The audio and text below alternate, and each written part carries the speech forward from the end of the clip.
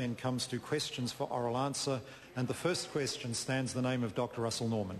Point of order, Mr. Speaker. Point of order, Dr. Russell Norman. Mr. Speaker, I seek leave to make a personal explanation regarding the incident in front of Parliament involving the Chinese Vice President on Friday. Leave is sought for that course of action. Is there any objection? There is objection. Question number one, Dr. Russell Norman. Point of order, Mr. Speaker. Point of order, Dr. Russell Norman. Mr. Speaker, it is a tradition in this House to allow free speech and for members to make points of order. I once again... Order. The member was in his seat immediately. The member has every right to seek leave to make a personal explanation. It's up to the House whether that leave is granted. The House on this occasion chose not to. Question number one, Dr. Russell Norman. So much for free speech. Mr. Speaker, my question is to the Prime Minister and asks, when he raised human rights with the Chinese delegation last week, did he raise the right to freedom of opinion and expression? If not, why not? The Honourable Bill English on behalf of the Prime Minister. Mr. Speaker, on behalf of the Prime Minister, no, because the main focus of the discussions was on trade and economic relations between New Zealand and the People's Republic of China. Dr. Russell Norman. Does he stand by his statement on Morning Report that MPs should only be allowed to protest silently?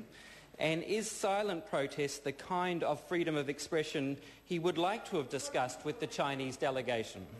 The Honourable Bill English. Mr. Speaker, yes, the Prime Minister does stand by his comments. Of course, the MPs have a right to protest. Equally, visitors to the Parliament of New Zealand have a right to conduct themselves in and out of the building with dignity.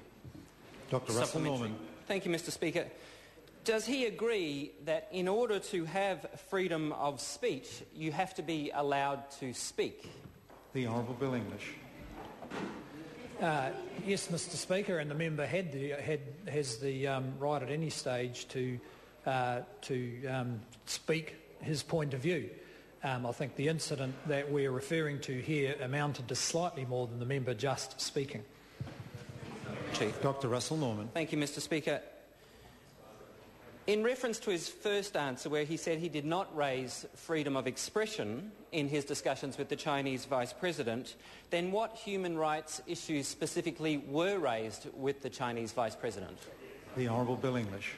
Well, Mr. Speaker, speaking on behalf of the Prime Minister, I can't actually answer that question because I wasn't at the meeting, but I can confirm that human rights are raised regularly with the Chinese government, both at ministerial and official level. Supplementary. Keith Locke. Thank you, Mr. Speaker.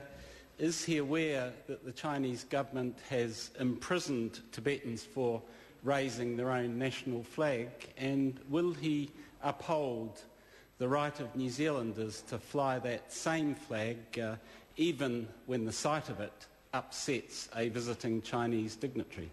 The Honourable Bill English. Mr. Speaker, anyone in New Zealand is free to fly that flag, and from what I saw of the recent visit, it was flown on many occasions. The Honourable Rodney Hyde. Thank you, Mr. Speaker. To the Prime Minister. Has the Prime Minister seen TVNZ's extended footage on their webpage, which at 18 seconds in shows the Green leader Russell Norman clearly elbowing a Chinese official, with the Green leader assaulting the official before the scuffle over the flag took place? The Honourable Bill English. Well, Mr. Speaker, actually I have seen the footage, and it does show the leader of the Green Party, I suppose, shuffling a bit with the Chinese security. I think he was trying to prevent them getting in front of him. I think it also showed something else that hasn't really been referred to, and that is that when it looks like a Chinese official went to take the flag from Russell Norman, in fact the New Zealand Diplomatic Protection Squad protected the New Zealand Member of Parliament from those security. I'd have to say that as a whole, though, it's a picture of an event which we would not like to see occur to our Prime Minister in a foreign country, and I don't think we should see it occur to any visitor to New Zealand. Supplementary. Sue Kedgley. Can he explain why his government is protesting vigorously against the Fijian government because it is crushing democracy and human rights there, but rolling out the red carpet to the Chinese government, which is doing the same and even worse in China and Tibet? The Honourable Bill English. Well, Mr Speaker, the New Zealand government deals with each of those countries on their own merits relative to the history that we have with them.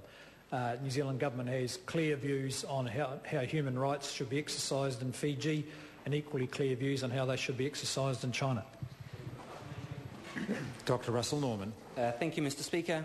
Has the New Zealand government received an apology from the Chinese Communist Party government for using physical force against a member of the New Zealand Parliament on parliamentary grounds?